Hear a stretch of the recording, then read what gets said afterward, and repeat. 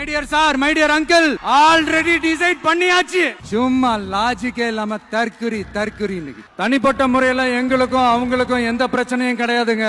எந்த வாய்க்கா வரப்பு தகராறுலாம் எதுவுமே கிடையாதுங்க. அப்படியே இருந்தாலும் அது நம்ம கண்டுக்கவே போறது இல்லைங்க. தனிப்பட்ட முறையில அவங்களுக்கு வேணா நம்ம மேல வன்மத்தோட இருக்கலாங்க. ஆனா நாமெல்லாம் அப்படி கிடையவே கிடையாதுங்க. ஆனா உங்களை என்ன நம்ம எல்லாரையும் பொய் சொல்லி நம்ப வச்சு ஓட்டு போட வச்சு ஏமாத்தினாங்கல்ல, அப்படி ஏமாத்தி ஆட்சிக்கு வந்து நல்லது செய்யற மாதிரி நடிக்கிறாங்கல்ல, நாடகம் ஆடுறாங்கல்ல, அவங்கள எப்படி நம்ம கேள்வி கேட்காம இருக்க முடியும்? அவங்கள நம்ம கேள்வி கேட்காம விட போறதே இல்ல. தமிழ்நாட்டு முதல்வர் சொல்றாரு நமக்கு கொள்கை இல்லையா. இப்படி கொள்கையை வெறும் பேச்சுல மட்டுமே பேசிக்கிட்டு எல்லா கொள்கையும் அண்டர் கிரவுண்ட்ல அடக்கி வச்சுக்கிட்டு என்னமோ இவங்களுக்கு மட்டும்தான் எல்லா கொள்கையும் குத்தகைக்கு எடுத்த மாதிரி.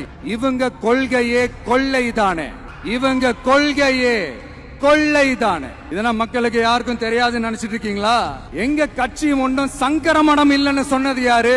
அதனால பாப்பா, பவள விழா பாப்பா, நீ பாசாங்கு காட்டாத பாப்பா, நீ நல்லவர்கள் போல் நடிப்பதை பார்த்து நான்